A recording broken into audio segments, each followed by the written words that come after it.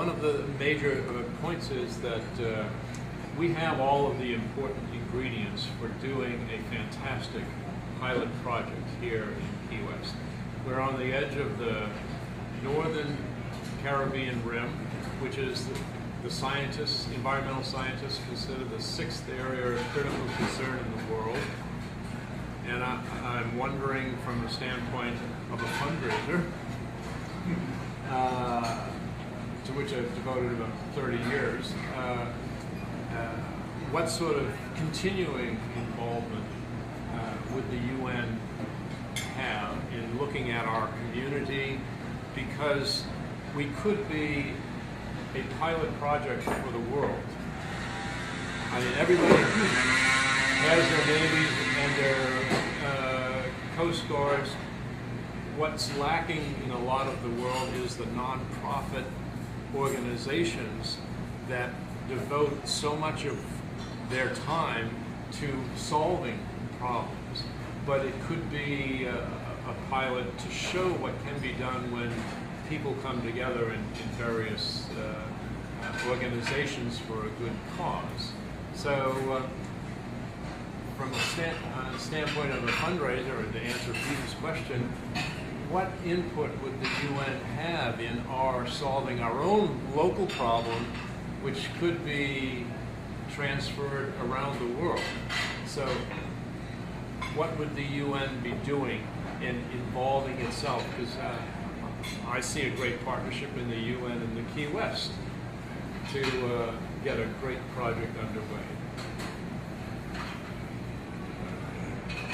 Well, I want to assure you that we didn't come here sort of lightly or lightly. We thought seriously about this city. We've been following it for over a year with Sir Peter, and are really very impressed. The UN is now, as you know, in a partnership mode. They've run the talk show, but we have identified 9 very important major groups that we're working with. I can boast that I was the first UN official to host a conference of mayor and municipal leaders at the United Nations, because I thought the cities are where the people are. Mr. Mayor, I can talk blithely about global warming, climate change, but tomorrow you have to get the garbage out. You have to be there, you're on the front line with people, they come to you first, and they will measure your response in terms of how effectively the governance of the city is. So we want to now involve the cities more. I also introduced the idea of a coastal cities summit last month at the US University of South Florida. We had hoped to bring the mayors and municipal leaders together. We're going to continue this, and Mayor, I'll be talking to you about where the next coastal cities summit is going to be held, and we'd like it to be a very major player in this. We're just working on that now. So you are a world window, and we're going to keep it open. We're also going to ask Sir Peter if he could help us arrange a follow-up meeting, maybe during April, where we can report to you on the progress of the conference and what we're trying to do. So we're not just going to whistle stop in because the weather is good, Mr. Mayor. Please pardon our crassness. We're not going to drop in because your weather is good. Oh my God. No, it's the truth, Sir Peter. It's really the truth. We have a strong interest in working with this city, and you're going to be the world window on this project, at least one of them. You're welcome here during the summer. Caroline? I just want to thank you, and most everyone's reiterated what I wanted to say, except your Secretary General. I'd like you to consider the first blue-green city and maybe the first blue-green flag for the Conch Republic. It would only take one color change. You know my sheet I got when I put Florida Keys and we succeeded Brothers failed on the flag, don't you? The Prime Minister and I could consult about that, maybe then break a few arms or something. Mr. Mayor. I know that most of you have never been misquoted in the newspaper. But for the first time I was misquoted, and I actually am going to take credit for the quote and try to use the quote.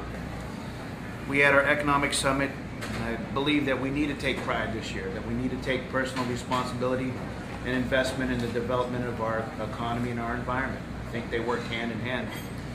And I said that this isn't about this next year is not about it's not about survival. It said it's about arrival. And I was misquoted in the newspaper, and it said that the mayor said it's not about survival, it's about revival.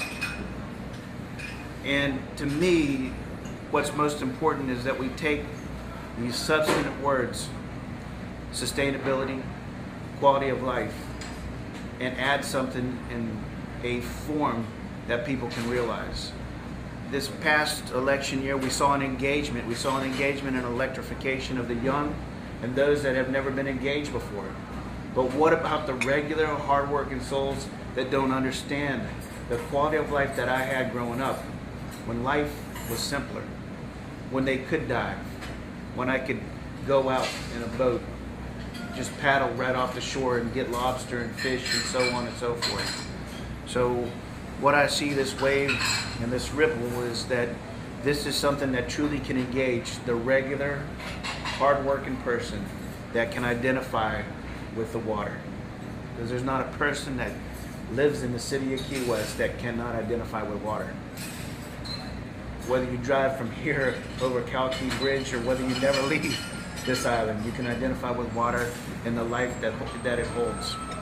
The greatest experience that I've ever had was when I first, and I told this story at Reef Relief, was when I became PADI certified. The instructor said, all right, your first dive out at the reef, you have to go out and for the first 15 minutes, which anybody that carries this kind of weight knows that 15 minutes is important to one tank, okay? 15 minutes for me is about a quarter of my air time, okay, if I'm lucky. But he said, the first 15 minutes you have to sit on the bottom and you can't move. And I was so pissed. And I begrudgingly sat on the bottom and watched. And after 5 minutes, I had tears in my eyes. After 10 minutes, I had to almost come up for air. I was clearing my mask because the tears were rolling. I never realized the life and the color and what discovery is actually inside what surrounds us, and we get so used to that we don't even readily observe more than to say that we drove over it.